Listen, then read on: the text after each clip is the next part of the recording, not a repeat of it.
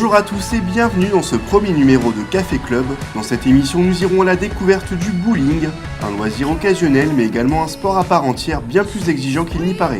En fin d'émission, nous vous proposerons un reportage sur un phénomène de plus en plus répandu à Tours, celui des migrants coursiers. La méthode est simple, les auto-entrepreneurs louent leur licence de livreur à des migrants, souvent en situation irrégulière et sans aucun droit du travail, tout en récupérant une partie de l'argent gagné par les courses. Mais pour commencer cette émission, Café Club est allé au studio à la rencontre de Jeanne, alias Petit Bâton, qui expose actuellement ses tableaux, composés de traits tortueux et sinueux, faits à la plume et à l'encre de Chine.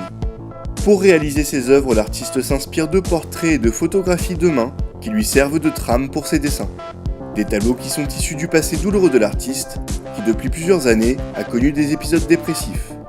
J'ai eu un passé assez sombre, assez difficile par moments. J'ai beaucoup sombré dans la dépression. Je m'inspire plus de ces moments sombres pour dessiner. J'aime beaucoup faire des choses avec beaucoup d'ombre, beaucoup de douleur dans les yeux. Des dessins qui reflètent les différentes émotions de Petit Bâton, mais qui lui ont également permis de canaliser ses angoisses et de retrouver une forme de sérénité, un déclencheur pour cet artiste tourangelle. C'était une période où j'allais pas bien et ça a été mon exutoire. Un jour, je me suis dit j'ai envie de faire un truc d'original et en fait, ça a donné ça. Et j'ai vu que ça me plaisait, alors j'ai continué. Ça a été un exutoire comme souvent, plus on exprime et moins on fait et moins on souffre. Et donc pour moi, ça a été vraiment ça.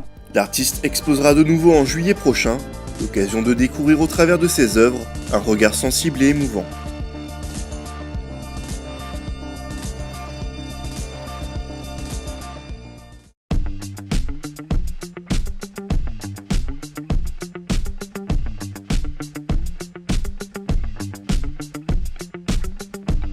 Et pour continuer cette émission, Café Club est parti à la découverte du bowling, un sport bien plus technique qu'il n'y paraît. La clientèle se compose principalement d'étudiants, mais également de familles et d'amis venus se détendre après le travail, l'occasion de faire quelques parties sans pression et de mettre de côté l'aspect compétitif du jeu. Je suis venue pour passer de beaux moments parce que c'est l'anniversaire d'une amie à moi. Pour moi, le bowling, c'est un moment convivial. C'est un moyen de décompresser entre copines. Pour moi, l'esprit du bowling, c'est plutôt pour s'amuser. On veut tous gagner. Voilà, c'est le jeu quand même. On veut jouer, on veut gagner. Si certains viennent sans pression, d'autres joueurs ont pour objectif de s'améliorer afin de réussir à contrôler le plus possible leur lancer. Le bowling peut alors rapidement devenir addictif. Il y a le dépassement de soi, le dépassement de son score, et c'est d'être toujours plus en réussite. On n'a jamais le même lancer. Tu peux faire une partie complète, tu reproduiras jamais 20 fois le même lancer. Parce que tu as peut-être mis un poil d'effet à 0,1 mm peut-être.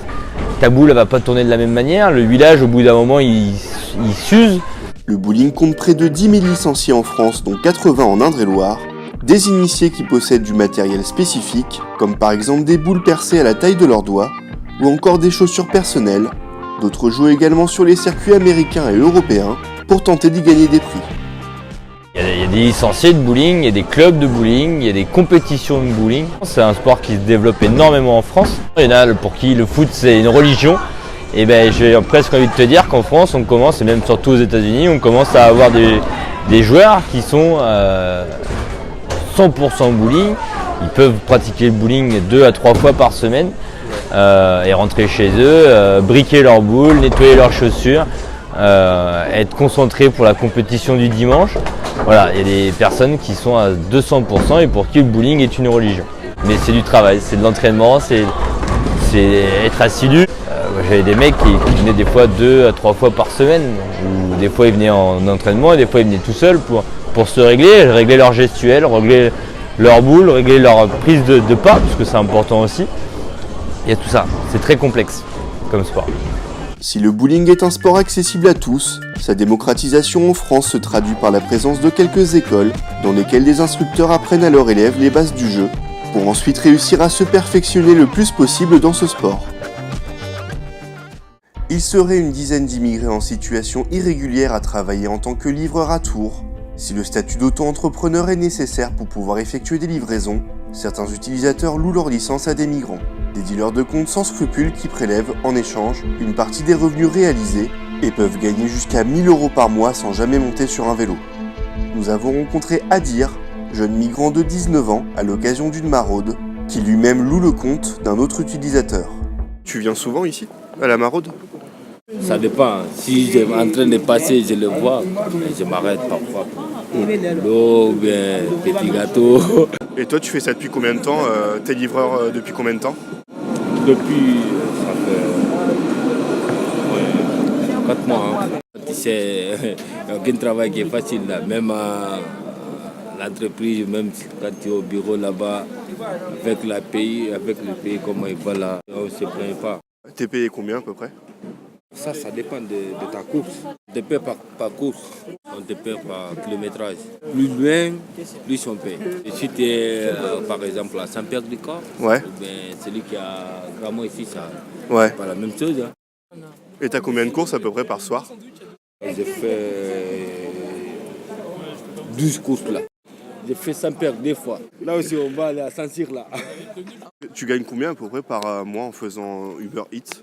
1006, 1008, 1002. Une somme qui sera par la suite partagée en deux avec le loueur de compte. Des demandes et des offres de location de licences d'auto-entrepreneurs circulent même sur les réseaux sociaux.